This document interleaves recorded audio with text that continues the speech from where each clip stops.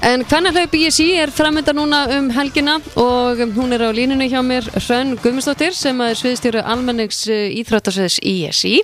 Góðan og blessaðan daginn. Jú, sælar. Já, heyrðust við nú aftur og nú nú búið að hlaupa hér á Selfossi en það fjölmargir aðrir hlaupastæðir á Suðurlandi og svo verið að hlaupa á höfuðborgarsvæðinu og víðar víðar.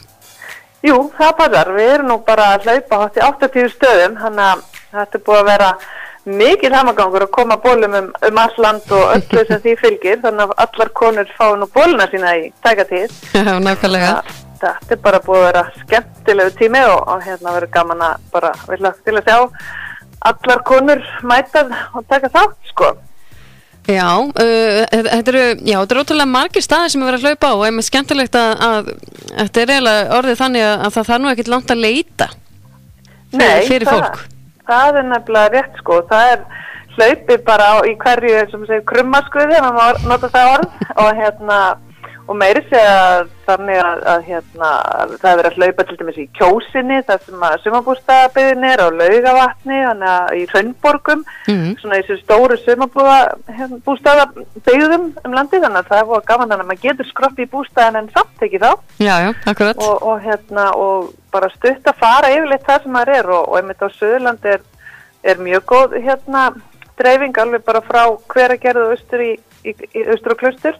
Já, ég var aðeins að fara aðeins yfir þetta í gær, þetta kom nú heilsíða í dagskráni og þarna með tekið fram Hraunborgir, það hlaupið á Sólheimum. Já. Og svo í Hveragerði, Þorlákshöfn, Eyrarbakka og Stokkseyri. Jú. Og einmitt Laugavatni eins og þú sagðir og Hellu.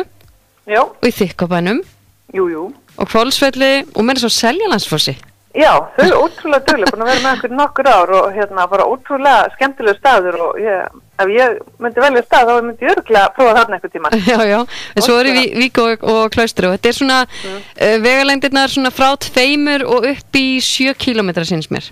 Já, það eru svona flestir svona í kringum 2, 3, 5, 7 svona, það ekki margir sem fara mikið yfir það enda bara þetta á bara að vera svona þægilegt fyrir alla og bara allir að finna sig við hæfi, sko, og taka þetta svona á sínum hraða og vera bara svona horfa svolítið upp, sko, ekki vera alltaf að horfa á hvert maður að hlaupa og passa sér að þetta ekki á okkur, heldur bara svona geta aðeins hort upp og litið tilbækja hliða á notið og stjalla við félagann sem maður með. Já.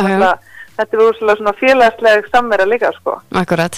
En hvað mæting á höfuðborgarsvæðinu? Það vantilega verið að hlaupa á nokkrum stöðum? Jú, það nú hlaupi í Mosó klukkan 11, þannig að við byrjum þar alveg bara með trykki og þar hlaupi ósæðlega fallið hlaupaleið sem svona í gegnum svona náttúruna dálítið mikið og svona skóginn og svona sem þar, þannig að ósæðlega fallið leið og svo færum við okkur yfir í Garðabæinn og byrjum þar klukkan 2 og þar verður heilmikið húllumhæ, andlitsmáling og við erum með Efurús sem kynni sem ætlar að sprella og að dansa, ég veit ekki betur.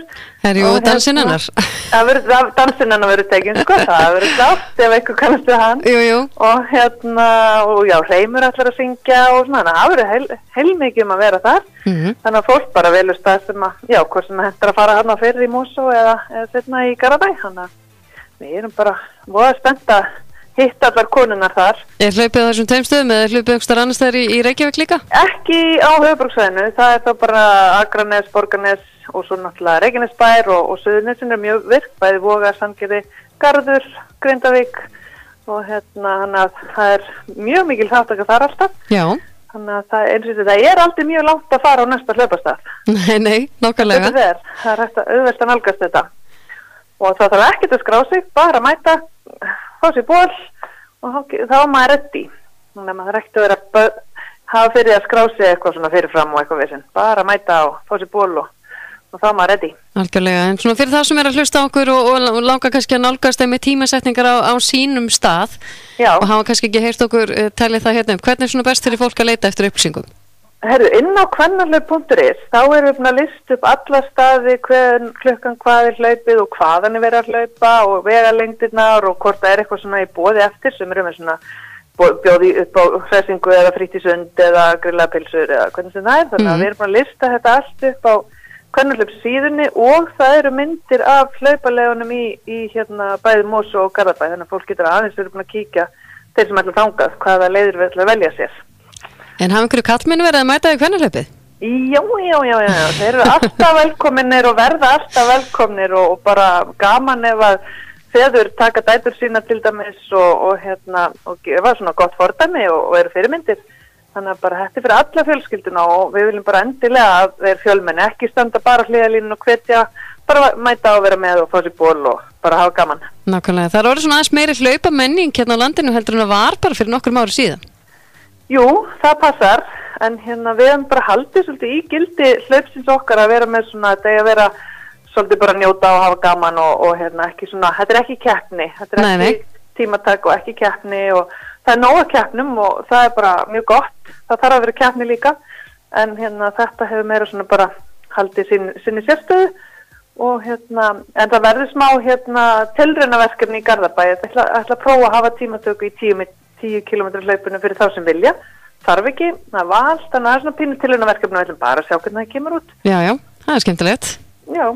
En hrein gaman að heyra í þér, ég bara segi gott gengi til ykkar og í undirbúningin fyrir helgina. Já, takk fyrir það kærlega og takk fyrir spjallið. Það eru sömuleiðis. Takk. Já, bless. Já, alltaf gaman að spjalla við kvennahlaupið. En já, hvet ykkur til þess að kíkja inn á kvennahlaup.is og nálgast upplýsingar ykkar hlaupastæði og svona það sem er næst ykkur. Og þar að geta með þetta síðan sem hún segja klukkan hvað og hvað er best að mæta og nálgast upplýsingar og mæta náttúrulega aðeins fyrir líka til þess að geta skráð ykkur og sækja ykkur bóli.